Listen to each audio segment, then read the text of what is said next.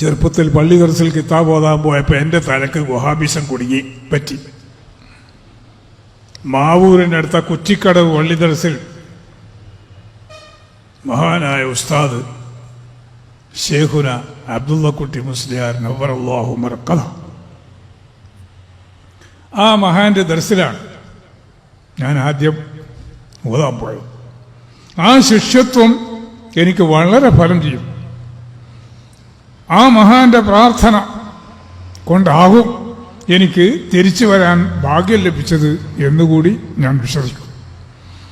മഖദൂമിയാണ്, തിരൂരങ്ങാടി സ്വദേശിയ, പേര് കേട്ട താനൂർ ശൈഖിന്റെ പൗത്രനാണ്. പക്ഷേ എൻ്റെ കൽബിൻ്റെ ഉള്ളിലേക്ക് വഹാബിസം കയറി വന്നു. വഹാബിസം എന്ന് പറഞ്ഞാൽ ഇവിടെ കാണുന്ന മുജാഹിദിസത്തിന്റെ പകുതിയാണ്, ഫുൾ ഇല്ല. അപ്പൊ ഏത് ഏറ്റവും പഴച്ചത്? വഹാബിയേക്കാൾ പഴച്ചതാണ് മുജാഹിദ് എന്നർത്ഥം. എന്താണ് അവർ കൊണ്ടുവന്നതെന്നല്ലേ? അമ്പിയാക്കളോടോ ഔലിയാക്കളോടോ ഏതെങ്കിലും ഒരു സമയത്തൊരു സഹായം ചോദിച്ചാൽ ആ ചോദിക്കൽ ശിർക്കാണ്, സഹായം ചോദിക്കുന്നവൻ കാഫിറായി. അപ്പൊ മുഹീദ്ദീൻ ശേഖ് രക്ഷിക്കണേ, ബദരീകളെ കാക്കണേ എന്നൊക്കെ ഒരു ശൈലി മുസ്ലിമീങ്ങളുടെ മുമ്പേ ഉണ്ടല്ലോ. അങ്ങനെ പറഞ്ഞവൻ കാഫിർ. പോരെ സമുദായം പിളരാൻ? മുസ്ലിം സമുദായത്തിൽ ഭിന്നിപ്പുണ്ടാകാൻ ഇനി വേറെ വല്ലത് വേണം? ഒരു മുസ്ലിം സഹോദരനെ എന്ത് ചീത്ത പറഞ്ഞാലും അവൻ ക്ഷമിക്കും. അവനെ മുഖത്ത് നോക്കി അവനെ വാപ്പനെ അധിക്ഷേപിച്ചാൽ പോലും ചിലപ്പോൾ ക്ഷമിക്കും. പക്ഷെ കാഫിർ എന്നങ്ങാനും പറഞ്ഞാൽ ഉടനെ കിട്ടുവടി. അത്ര വെറുക്കപ്പെട്ടതാ. അതാണ് സുന്നികളുടെ നേരെ ഇവർ പ്രയോഗിക്കുന്നത്. സുന്നികളൊക്കെ കാഫിറുകളാണ്. പക്ഷേ ചെറുപ്പത്തിൽ എനിക്കിത് മനസ്സിലാക്കാൻ കഴിഞ്ഞില്ല. പിന്നീടാണ് വായിച്ചു പഠിച്ച് മുന്നോട്ട് പോയപ്പോ അവരുടെ തന്നെ ചില കിതാബുകൾ കണ്ടു, വഹാബികളുടെ.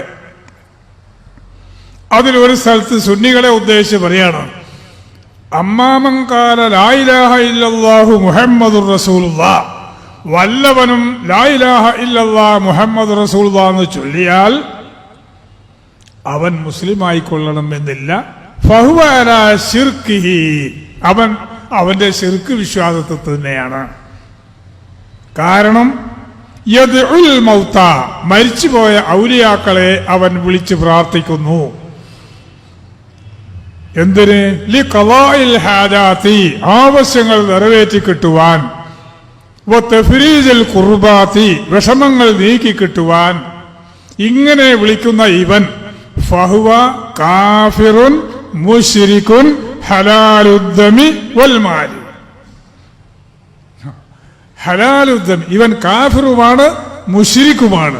അവനെ കൊല്ലൽ അനുവദനീയമാണ്, അവന്റെ സ്വത്ത് കവർന്നെടുക്കൽ ജായിസാണ്. വഇൻ സല്ലാ, ഇവൻ നിസ്കരിക്കുന്നുണ്ടെങ്കിലും ശരി, വസാമ, നോമ്പെടുക്കുന്നുണ്ടെങ്കിലും ശരി, വസഅമ അന്നഹു മുസ്ലിമുൻ, താൻ മുസ്ലിമാണെന്ന് വാദിക്കുന്നുണ്ടെങ്കിലും ശരി. അപ്പോഴാണ് വഹാബിസത്തിന്റെ കട്ടി ശരിക്കും മനസ്സിലായത്. അപ്പോഴേക്ക് എൻ്റെ കൊല്ലം 36 പോയി.